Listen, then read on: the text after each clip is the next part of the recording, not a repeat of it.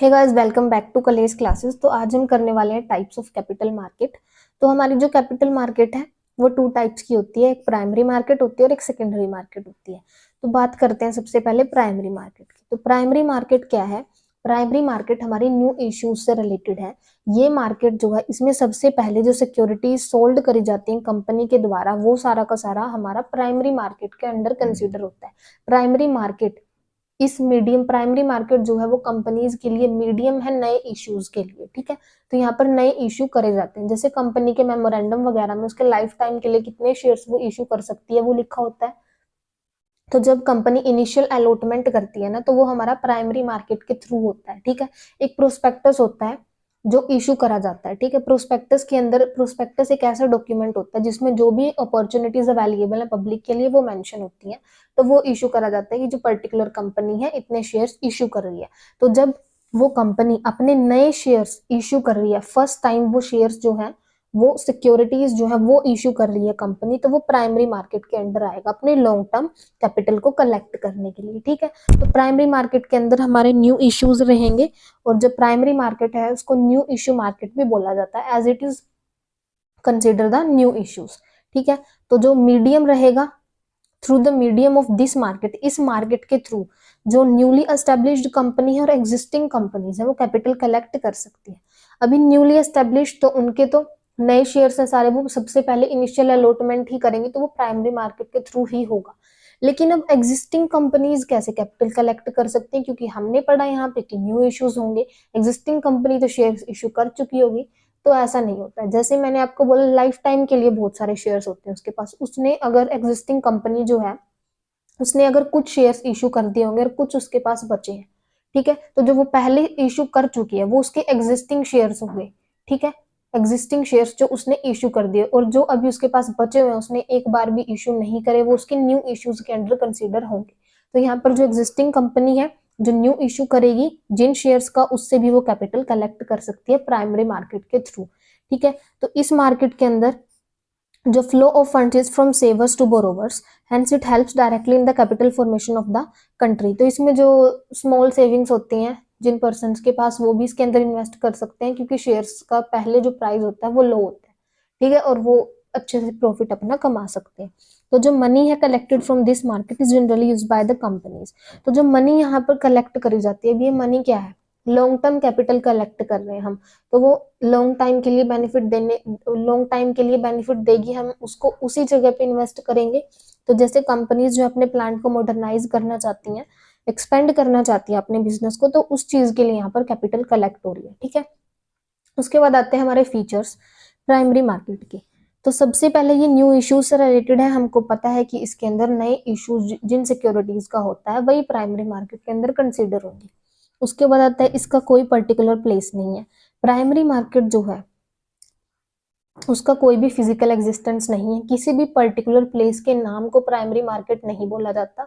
बस जहां पे न्यू इश्यूज की एक्टिविटी परफॉर्म होती है वो प्राइमरी मार्केट कहलाती है। ठीक है, इसका कोई भी पर्टिकुलर प्लेस नहीं है, ना ही कोई फिजिकल एग्जिस्टेंस। उसके बाद आता है it has various methods of floating capital, यानी कि यहाँ पर बहुत सारे मेथड्स हैं कैपिटल को रेज करने के। तो सबसे पहले आता है हमारा पब्लिक इशू।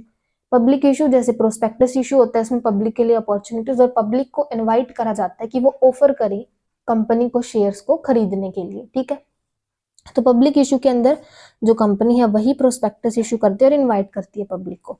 उसके बाद आता है ऑफर फॉर सेल। अभी पब्लिक इशू के अंदर जो सारा का सारा बर्डन है, जो सारा का सारा काम था उन सिक्योरिटीज को इशू करने का, वो कंपनी कर रही थी। ऑफर फॉर सेल के अंदर क्या रहेगा? इस मेथड में सबसे पहले जो सिक्योरिटीज हैं वो इंटरमीडियरी को ऑफर करी जाती हैं। जैसे सेलर और बायर के बीच में जो होलसेलर रिटेलर होते हैं, कौन होते हैं? इंटरमीडियरीज। उसी तरीके से कुछ ब्रोकर्स होते हैं जो कि इन सिक्योरिटीज को बायर्स, सेलर और बायर के बीच में होते हैं। ठीक है, तो उस इंटरमीडियरी को एक फिक्स प्राइस पे जो है ये ऑफर करी जाती है सिक्योरिटीज, और जो फर्दर है उनको क्या करता है? रीसेल करता है उनको पब्लिक को। इससे क्या होगा कि जो कंपनी ऑफर फॉर सेल के अंदर क्या है, कंपनी इंटरमीडियरी को ऑफर कर रही है एक फिक्स प्राइस पे, तो जो इंटरमीडियरी है वो आगे फर्दर क्या करता है? इसको पब्लिक को क्या करता है? ऑफर करता है। तो इस केस के अंदर क्या रहेगा कि जो कंपनी है वो फ्री हो जाती है सारे काम से, सिक्योरिटीज को इश्यू करने के काम से, उसको कोई भी टेंशन नहीं रहती। तो इसके अंदर यही एडवांटेज है, जो कंपनी है इस काम से खुद को फ्री फील करती है, ठीक है। जितना बर्डन उसको पब्लिक इशू में होता है, उससे यहाँ पर उसको रिलीफ मिल जाती है। उसके बाद आता है third one, private placement. Private placement के अंदर क्या रहेगा, it refers to the allotment of securities by a company to institutional investors and some selected individuals. इसके अंदर जो सिक्योरिटीज की अलॉटमेंट है, जो शेयर्स वगैरह हैं, वो सबसे पहले किसको ऑफर करे जाते हैं, इंस्टीट्यूशनल इन्वेस्टर्स जो काफी ज्यादा अच्छे से इन्वेस्ट कर रहे हैं, काफी टाइम से जो है कंपनी के अच्छे शेयर होल्डर्स बने हुए हैं, तो उनको ऑफर करा जाएगा, या फिर कुछ सिलेक्टेड इंडिविजुअल्स को, ठीक है। तो ये मेथड जो है इसको काफी ज्यादा चीप माना जाता है, किससे, पब्लिक इशू के कंपैरिजन में इसको काफी ज्यादा चीप माना जाता है यहाँ पर, क्योंकि कुछ सिलेक्टेड इंडिविजुअल्स को ही हम क्या कर रहे हैं, ऑफर कर रहे हैं। तो some companies therefore can not afford, तो कई कंपनीज जो है पब्लिक इशू को अफोर्ड नहीं कर सकती, क्योंकि ये काफी एक लॉन्ग प्रोसेस होता है और काफी ज्यादा पैसा भी इसमें एक तरीके से वेस्ट ही होता है। And choose to use private placement, वो प्राइवेट प्लेसमेंट चूज कर सकते हैं, ये काफी ज्यादा चीपर है और इजी प्रोसेस भी रहता है। उसके बाद फोर्थ आता है हमारा राइट इशू। राइट इशू के अंदर क्या रहेगा, this method is used by those companies who have already issued there shares. ये मेथड वो कंपनीज यानी कि एग्जिस्टिंग कंपनीज की यहाँ पर बात हो रही है। तो जैसा कि मैंने आपको बताया था, लाइफ टाइम तक कुछ शेयर्स होते हैं, कुछ उसने पहले ही सेल कर रखे हैं, इशू कर रखे हैं, तो उसके पास उसके जो शेयर होल्डर्स हैं वो एग्जिस्ट करते हैं पहले से ही। तो जो एग्जिस्टिंग कंपनी की है यहाँ पर बात हो रही है, जिन्हें who have already issued their share, जिन्होंने अपने शेयर्स पहले ही इशू कर रखे हैं। तो जब एक एग्जिस्टिंग कंपनी, कुछ शेयर्स उसके बचे हैं, अभी उनका जो है वो नया इशू कर रही है, उन सिक्योरिटीज का, उन शेयर्स का नया इशू कर रही है, तो सबसे पहले वो अपने एग्जिस्टिंग शेयर होल्डर्स को ऑफर करती है उन शेयर्स को लेकर कि आपके पास राइट है कि आप इन शेयर्स को भी खरीद सकते हो। उसको बोलते हैं राइट इशू, और ये भी काफी ज्यादा इजी प्रोसेस रहता है as compare to public issue, ठीक है। तो जो शेयर होल्डर्स है उनको ऑफर कर दिया जाता है कि आप आके खरीद लो। उसके बाद आता है फिफ्थ वाला, इलेक्ट्रॉनिक इनिशियल पब्लिक इशू। इसके अंदर क्या रहेगा, जो कंपनी है वो इशू करती है सिक्योरिटीज को इलेक्ट्रॉनिक मीडियम यानी कि इंटरनेट के थ्रू। जो कंपनी है issuing securities through this medium enters into a contract with the stock exchange। तो जो कंपनी इशू कर रही है ना सिक्योरिटीज को, किस मीडियम से, इलेक्ट्रॉनिक इनिशियल पब्लिक के इशू के थ्रू, ठीक है, तो वो स्टॉक एक्सचेंज के साथ एक कॉन्ट्रैक्ट में एंटर करती है। अभी स्टॉक एक्सचेंज क्या है, स्टॉक एक्सचेंज भी एक ऑर्गेनाइज्ड मार्केट होती है, जिसके अंदर अथराइज्ड मेंबर ही क्या कर सकते हैं, एंटर कर सकते हैं सेबी के थ्रू, जो सेबी से रजिस्टर्ड है, ठीक है, वो अथराइज्ड मेंबर रहेंगे और उनके थ्रू ही जो बाइंग और सेलिंग जो है सिक्योरिटीज की हो सकती है। तो स्टॉक एक्सचेंज के साथ कॉन्ट्रैक्ट में एंटर करती है कंपनी, तो सेबी रजिस्टर्ड ब्रोकर अपॉइंट करे जाते हैं एक्सेप्ट करने के लिए एप्लीकेशन को। जो ब्रोकर है वो रेगुलरली इंफॉर्मेशन सेंड करते हैं कंपनी को उनके शेयर्स को लेकर।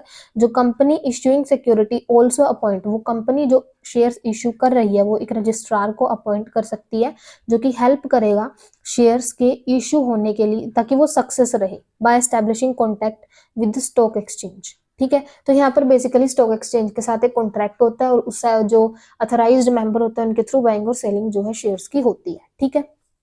उसके बाद आता है it comes before secondary market. ये सेकेंडरी मार्केट से पहले आता है, ठीक है, सेकेंडरी मार्केट से पहले, क्योंकि भाई प्राइमरी मार्केट जो उसमें नए इश्यूज जो कंसीडर हो रहे हैं और सेकेंडरी मार्केट में क्या रहेंगे, एग्जिस्टिंग वाले रहेंगे, ठीक है। तो नए इश्यू सबसे पहले इश्यू कहाँ हो रहे हैं, प्राइमरी मार्केट में, तो वो पहले आती है इसीलिए, ठीक है। इसी के साथ हम करते हैं आज की वीडियो को and. If you like my videos please like share and subscribe.